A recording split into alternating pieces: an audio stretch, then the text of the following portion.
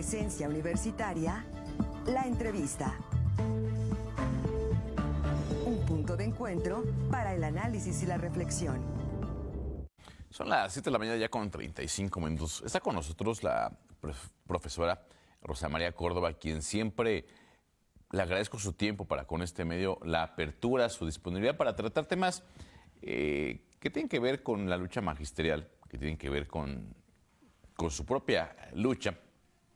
Y en esta ocasión la hemos invitado justamente porque desde hace unas semanas veíamos el crecimiento, el auge de la protesta del magisterio muy en particular, en contra de lo que fue una pretendida reforma a la ley del ISSSTE.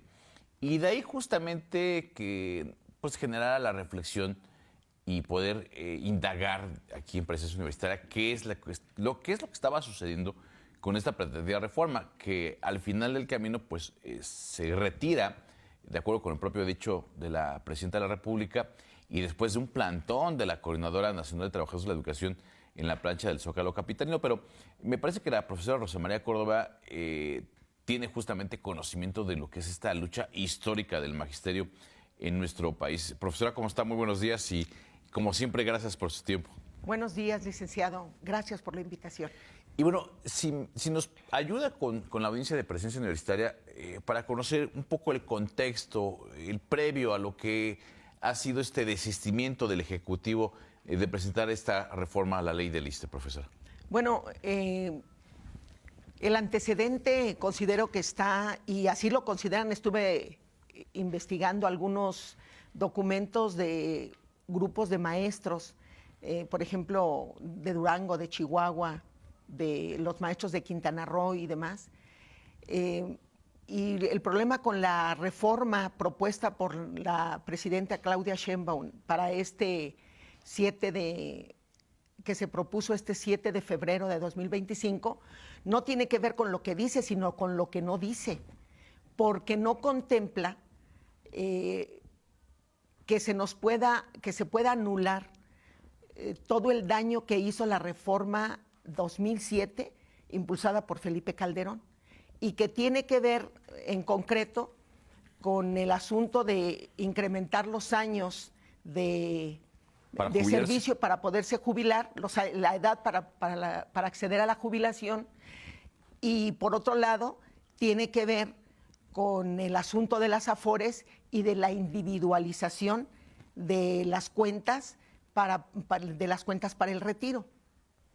Entonces, los colectivos lo que están impulsando es que se abrogue la ley 2007. Impulsada por Felipe Calderón. Impulsada por Felipe Calderón. Calderón. Está vigente. Que es la que está vigente ahorita, y no que solamente se le coloquen parches y que no tengan que ver con ¿qué se podría decir? Con una quita, no solamente al asunto del FOBISSSTE, sino con una quita a todos esos daños que provocó una reforma neoliberal que lo que buscó fue privatizar el ISSSTE y todas sus áreas. Inclusive el hoy director general del ISSSTE lo que dice cuando se presenten las mañaneras del pueblo, lo que dice es que se está nacionalizando cada una de las áreas que se privatizó, porque en el ISSSTE estaban privatizadas. Una empresa otorgaba el servicio de camillas, otra empresa otorgaba el servicio de limpia, otra empresa el servicio de laboratorio, y había una subrogación muy grande de todos los servicios que ofertaba el ISSSTE a los trabajadores. Así es. Lo mismo ocurrió con el crédito para el FOBISSSTE. Una buena cantidad de nuestras compañeras que fueron cesadas en el 2017, una de sus grandes preocupaciones era cómo crecía la deuda. Que fueron cesadas cuando alzaron la voz en contra de la reforma educativa. 2013. Entonces, nosotros venimos teniendo grandes afectaciones con las reformas 2007 y luego 2013. Y el problema con estas compañeras era que el crédito que habían adquirido en el ISSSTE era un crédito que no se tenía con la propia institución, sino con instituciones particulares, con los bancos. Entonces, al no recibir un salario, no puede pagar el crédito. Claro, entonces tuvieron grandes problemas para poder pagar, y estos son los asuntos de los que habla la presidenta, de que hay compañeros, de que hay maestros que tienen deudas impagables o que han pagado 2 o 3 veces su casa, que adquirieron con un crédito del ISSSTE, pero que no era directamente con el ISSSTE, sino con un cofinanciamiento de una institución bancaria. Es una lucha, no sé, ¿no le parece a usted un tanto desgastante, un tanto, no sé si haya momentos en esta lucha donde el sentimiento del desistir, del de dejar ya mejor las cosas, ha pasado por la mente de algunos compañeros o compañeras de esta lucha? Bueno, la mayoría de los compañeros que fueron afectados y cesados en el 2017, porque el grueso de los compañeros cesados fue en 2017. Anterior fuimos 28, 38, 40 compañeros.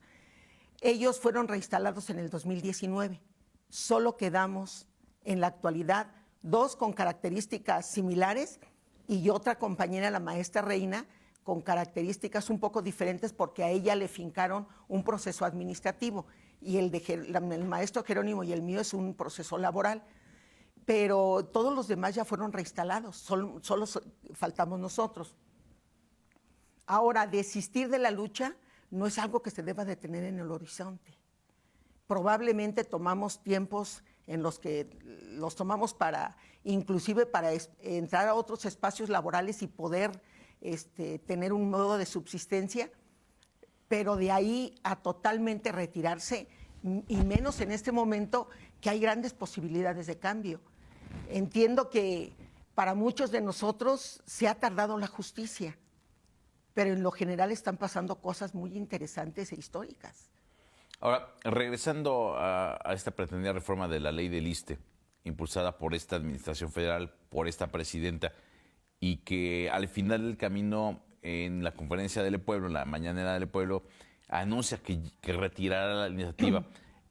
¿A qué se debió este desistimiento de la reforma? ¿Es una lucha es un logro de la lucha magisterial? Sí, claro. ¿Qué hay en el contexto de este desistimiento, Yo creo que hay profesora? 2 cosas. Una, que fue una reforma que no se construyó desde abajo. Probablemente algo que no hemos tocado es que con la reforma 2013 nuestra situación laboral cambia, porque pasamos de estar en el 123 constitucional en el apartado B a estar en el tercero constitucional. Ahora un maestro es un sujeto administrativo y no un trabajador de la educación. La relación con el CENTE, el sindicato, cambia, porque ya no tenemos una relación laboral, por lo tanto el sindicato hoy no es un sindicato más que una institución prestadora de servicios. Hasta allá llegó la reforma neoliberal. Lo convirtió en un gestor al Sí. Sindicato Nacional de Trabajadores de la Educación. Sí, así es. Y entonces, con quien probablemente cabildearon esa reforma fue con estas personas, estos sujetos y mujeres que están en la dirección del CENTE, que tienen un divorcio total con la base. Y entonces quienes se organizan y salen levantan a la lucha. y salen a la lucha no es Son las la bases. convocatoria del CENTE. Inclusive en Quintana Roo existen varios sindicatos y ninguna de esas dirigencias sindicales formales encabezaron la lucha. Quienes encabezaron la lucha, independientemente de la pertenencia al sindicato, fueron los trabajadores de base. Entonces, yo creo que un primer gran error fue impulsar una reforma por parte de la presidencia sin el aval de las bases. Por eso hoy ella dice que se va a regresar a tener discusiones escuela por escuela, asambleas escuela por escuela, para ver qué se quiere con el UCICAM, cómo debe de ser el sistema de ingreso, promoción y reconocimiento, y por otro lado, qué se quiere con la reforma a la ley del ISSSTE, porque con quienes elaboraron esa ley fue con quienes entregaron todos los derechos laborales de los trabajadores de la educación y que tienen un divorcio. Y ahí se ve claramente. Esa es una. Y la otra situación es que, bueno, la presidenta tiene varios frentes abiertos, y abrir uno con los trabajadores de la educación que iba en insurgencia total. Yucatán se levantó Quintana Roo, Durango, Chihuahua, Zacatecas, Michoacán, Oaxaca. Entonces, eso iba a seguir creciendo porque lo que hay en el fondo, es una lucha de poder por el dinero de las pensiones, porque la CONSAR se pronuncia porque dice él que no se hurten a los que tienen ya cuentas individuales su ahorro, pero lo que en realidad hay es que quienes tienen el ahorro de los trabajadores es la banca privada. Entonces, la mayoría de los trabajadores que hoy están vigentes tienen cuentas individuales. La mayoría de los pensionados estamos, en mi caso, yo también estoy en el 10º transitorio, es decir, esa fue una de las grandes ganancias de la lucha amparista del 2007. Logramos quedarnos en el 10º transitorio para fines de pensión. Los que no se quedaron tienen una pensión muy raquítica. Y entonces en el gobierno de Andrés Manuel López Obrador se crea un sistema de pensiones para poder equiparar y levantar un poco lo que ellos perciben. Pero siguen siendo pensiones raquíticas. Así es. Tomando en comparación los años de servicio prestados al sistema, por llamarlo en términos generales. Así es. Y algunos analistas lo que dicen es que sería muy caro para el erario mantener el sistema de pensiones. Nosotros lo que decimos es que no nos están regalando nada. Yo durante 33 años de servicio coticé para el sistema de pensiones. Es decir, el Estado no nos da esa parte en su totalidad. Es un dinero que aportaron los trabajadores durante todos los años de servicio. Así es. Y tiene que haber un retorno con los réditos lógicos de todo sistema bancario. Así es. Y que no debe de ser usado para inversiones externas que no tengan que ver con el propio sistema de pensiones. Y lo que está peleando la banca es que no se regrese al sistema anterior, colectivo, solidario, sino que se siga en la individualización. Y a donde debe de ir este gobierno de izquierda es hacia el sistema colectivo, intergeneracional y solidario del sistema de pensiones y del sistema de seguridad social. Eso es la petición que hay. Y además, que la pensión no se tase en UMAS, sino en salarios mínimos. Porque esta conversión de UMAS o esta unidad va en detrimento de los trabajadores, porque no es igual al salario mínimo. No, hoy perdemos, un compañero jubilado pierde más del 40% de su salario porque le están pagando en UMAS y no en salarios mínimos. Y otra situación que hay es que todos los trabajadores al servicio del Estado tenemos como tope para la jubilación 10 UMAS, mientras que los trabajadores de la área privada o que cotizaron al seguro se pueden jubilar con 25 salarios mínimos o con 25 UMAS y nosotros con 10. Entonces ahí hay un trato desigual. Claro, es un trato desigual y hay un incumplimiento constitucional. Luego entonces, pues la lucha sigue. Claro. La lucha del magisterio, claro. La lucha de los trabajadores que son afectados por estas reformas ya vigentes desde 2007. Algo que le preocupa mucho a la derecha es que esta lucha va a seguir creciendo porque viene la jornada de lucha con el 15 de mayo. Y entonces, mientras no inclusive por eso la presidenta dice que no se va a reformar ahorita la ley del ISSSTE, pero que sí se van a asegurar determinadas situaciones por decreto. Pero la exigencia fundamental es la abrogación de la ley del ISSSTE impulsada por Calderón en el 2007, porque es la que está afectando a los trabajadores y que el sistema de pensiones se privatizó y quienes hoy tienen la mayor cantidad o que manejan el sistema de ahorro para el retiro es la banca privada. Es ahí donde está el meollo de la parte medular de la lucha de los trabajadores. De la discusión. Y los trabajadores lo que requerimos es un sistema de pensiones y es algo que nos debería de preocupar, porque la mayor cantidad de jóvenes que hoy ingresan al servicio, no tienen en el horizonte la posibilidad de una pensión. Y es algo que nos debería de preocupar como sociedad. Pero parece que no está en la reflexión ciudadana, profesor. Pues yo creo que hay que instalarla. Por eso la lucha no puede terminar. Y esa es una tarea que nos corresponde a mi generación, porque mi generación recibió un beneficio de las generaciones anteriores. Claro. Y es una vergüenza que nosotros no estemos heredando a los jóvenes, a las siguientes generaciones, una vida en la última etapa con el mínimo para poder vivir. Por lo menos tener de manera decorosa. un retiro, pues ya no digamos holgado, sino digno. Así es. Decoroso, como Así bien lo es. dice usted, profesor. Sí, sí, sí. Eso es lo que hay en el fondo. La lucha por el sistema del ahorro para el retiro, que ahorita está en la banca privada, y que lo que las bases están solicitando, lo que las bases están colocando en la lucha, es que se regrese al sistema de pensiones solidario, intergeneracional, que se tenía antes de la reforma de 2007 con Felipe Calderón. Nada más para no olvidar el daño que hizo Felipe Calderón a esta sociedad y a los jóvenes que todavía, bueno, hoy a quien más afecta es a los jóvenes. La mayor cantidad de trabajadores de la educación en servicio están en cuentas individuales, por ahí como por el 80%.